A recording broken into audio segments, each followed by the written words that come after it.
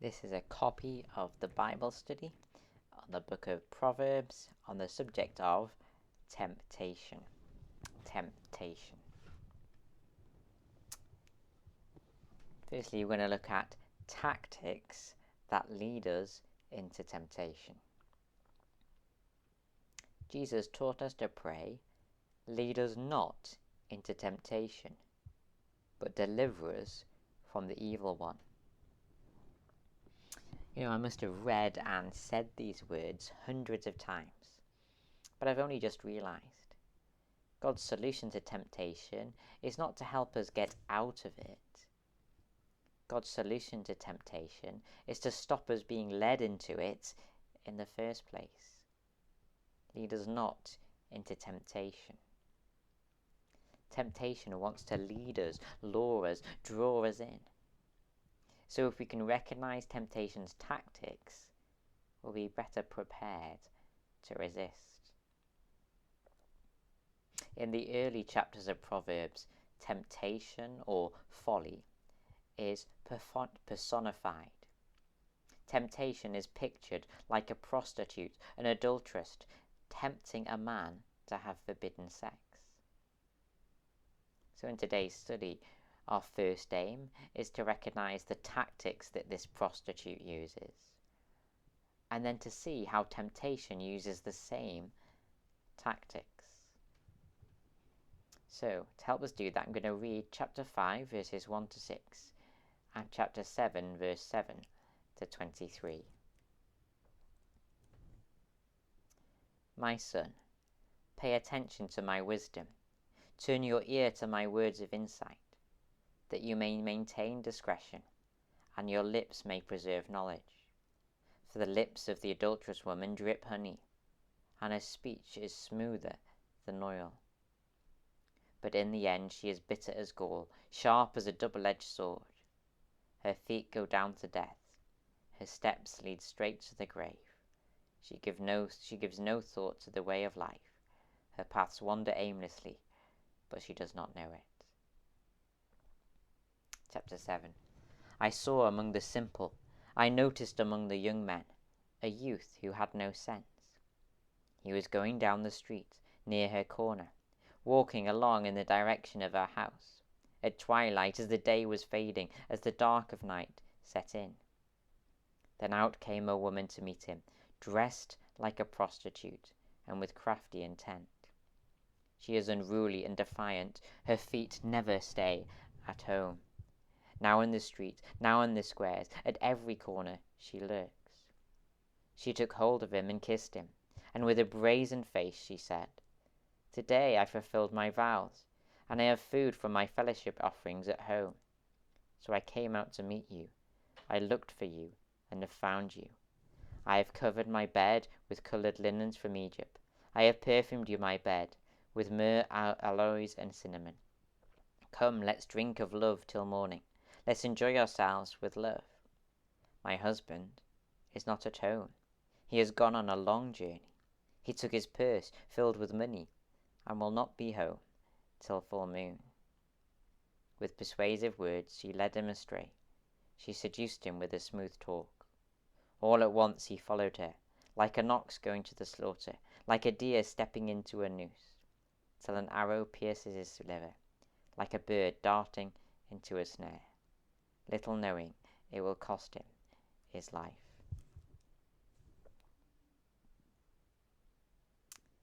So we're thinking about in what ways temptation mimics this prostitute's tactics. Chapter 5, verse 3. For the lips of the adulterous woman drip honey. It's funny, isn't it? You can have a whole jar of some food that you love in front of you, but you're able to resist. But a drip of it drips down the side of the jar. Without thinking, your finger licks it up. Likewise, Satan rarely offers us the full jar first. Would you like to be bitter for the rest of your life? Would you like to think of yourself as world number one? Would you like to sleep with that person? We're unlikely to take Satan up on these offers. Instead of offering us the full jar, Satan offers us a drip first. Just the one bitter thought, just that one piece of self-congratulation, just a little short fantasy about that person in your head. Satan offers us a drip, and we accept the first taste of sin without thinking. Chapter 7, verse 10. Then came out a woman to meet him, dressed like a prostitute. Prostitutes don't walk around wearing 5 thick, woolly jumpers. They dress in ways that show the maximum flesh. With very little, this can be yours. Likewise, Satan will not dress sin up in 5 woolly jumpers. With a lot of effort, you might find something you like the look of. Instead, Satan will dress up sin in such a way that with very little effort, you can get what you want with ease. A single lie will get you out of this situation. A single sentence, and you'll have won the argument and put them in their place. A little bit more materialistic, and you feel a lot more happy. Satan dressed sin up to make it look sweet to us. Today, the woman says, today I fulfilled my vows, and I have food from my fellowship offering at home. Fulfilling vows and fellowship offerings were things done by religious people. She's two-faced. She's presenting herself as a religious nun, despite wearing the clothes of a prostitute. Likewise, Satan is two-faced, offering us sin under religious cover. You're not lying to someone, you're lovingly concealing the truth. You're not being bitter, you're simply speaking up for justice. You're not gossiping, you're simply informing people for prayer.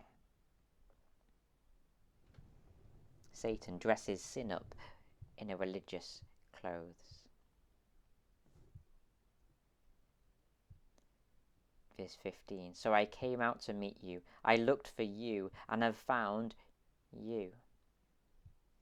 In verses 12 and 13, this prostitute is described as walking up and down every street, looking for anyone. But in verse 15, she makes out that she's specifically chosen you. She wants to make out that she's your best friend. Likewise, temptation wants to make out that it's doing you a favour. This sin is a friend with so many benefits. Come, let's drink deeply of love till morning. Let's enjoy ourselves with love. My husband is not at home. He has gone on a long journey. He took his purse filled with money and will not be home till full moon. The consequences of adultery begin when you get found out. But the seducer, she makes out that this is never going to happen. Her son is away and he's not going to be home for a long, long time. And so a one-night stand is perfectly safe. In much the same way, Satan will sell you the pros and hide the cons, making out that there are no consequences to that specific sin. And if you say back to Satan, but this might happen, Satan will try and persuade you otherwise. It won't happen to you. Or if you do this, you can certainly avoid the consequences. Chapter 7, verses 11 to 12. She is unruly and defiant. Her feet never stay at home. Now in the street, now in the square, at every corner, she lurks. This woman makes herself unavoidable. Everywhere you turn, she's there. Likewise, temptation will follow us around, hassle us till we pay attention. Verse 13. So she took hold of him and kissed him. A prostitute's business isn't just kissing. Kissing is offering the victim his first taste in the hope that this will lead to something more. Likewise, Satan will offer us that first thought and that first suggestion. in the hope that it will lead us to more thoughts, and it will move from thinking about doing it to actually doing it.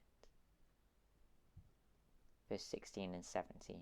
I have covered my bed with coloured linens from Egypt. I have perfumed my bed with myrrh, aloes, and cinnamon. The seducer overwhelms her victim's senses. Bright colour, strong smells, smooth linen. He cannot resist smelling, seeing, feeling. He cannot help but sin. Likewise, temptation seeks to overwhelm our senses so that we feel we cannot resist, overwhelming us with thoughts and strong emotions, till we say, I cannot help but sin. Chapter 5, verse 3. Her speech is smoother than oil. I read this and had to have a double take. The verse, I thought, should say her speech could be as smooth as oil, but not smoother than oil. Nothing is smoother than oil. But by saying her speech is smoother than oil, the author is trying to say her speech is like something you've never seen before. In much the same way, temptation is more persuasive, more cunning, more powerful than any human force. Temptation can make the most saintly Christian compromise, the greatest leader fall. Temptation can make the Christian who says, I'll never do it. Temptation can make them do that 10 times. Temptation's speech is smoother than oil. In other words, never underestimate the power of temptation in your life. So, that's the tactics that lead us into temptation. Now we're going to look at the second part, tactics that lead us away from temptation. And so I'm going to read Proverbs chapter 7, verses 7 to 9. I saw among the simple, I noticed among the young men, a youth who had no sense. He was going down the streets near her corner, walking along in the direction of her house, at twilight as the day was fading, as the dark of night set in.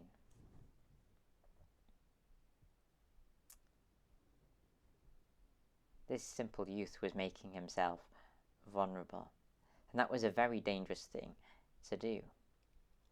For as we read in chapter 5, for the lips of an adulterous woman drip honey. As I said before, a small drip can be very hard to resist.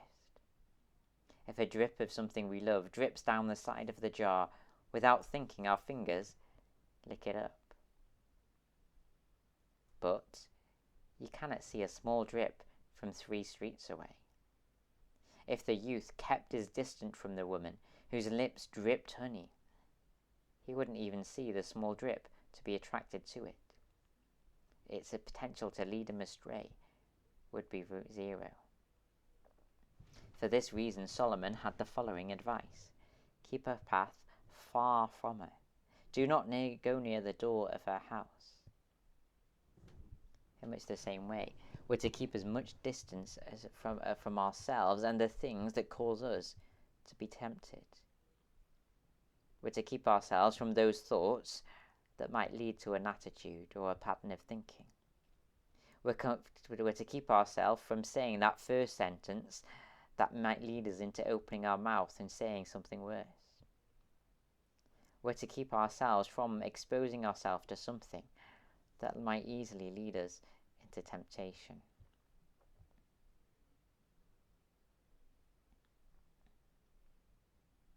So it might help of you to think of temptation as like a game of dominoes.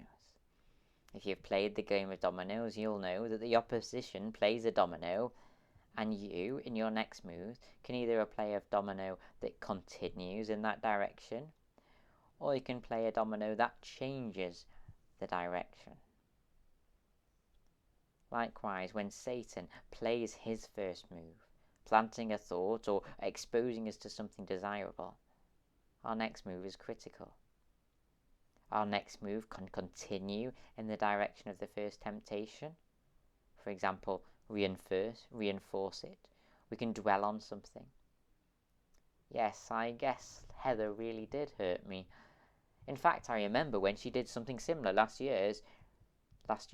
In fact, Meryl would agree with me if I told her what Heather did. Our next move can continue in the direction of the first temptation, or our next move can change the direction of the first temptation. We can have a thought that challenges the first thought, or we can think of an action that puts a stop to things escalating. We're to move away from temptation, not towards it. So now, thirdly and lastly, we're going to think about truths that help us deal with temptation. We've seen how temptation or folly is personified as an adulterous prostitute. Likewise, the voice of wisdom is personified as a woman competing for our attention. In chapter 9, we read these words. Wisdom has built her house. She has set up its 7 pillars. She has prepared her meats and mixed her wine. She has also set a table. She has sent out her servants, and she calls from the highest point of the city. Let all who are simple come to my house. To those who have no sense, she says, come eat my food and drink the wine I have mixed. Leave your simple ways, and you will live. Walk in the way of insight.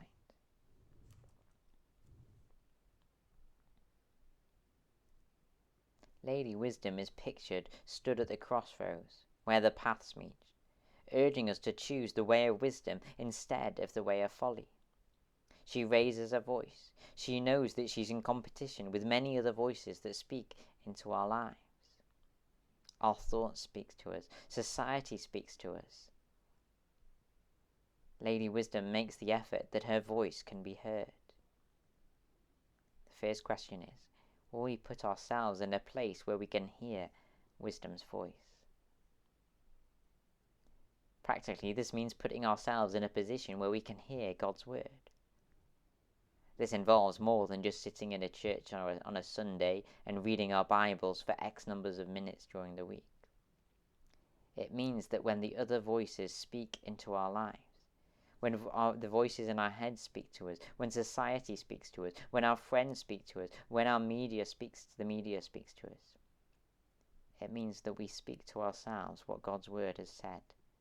We keep God's words in our hearts and in our minds, so that they are the voice we listen to most of all.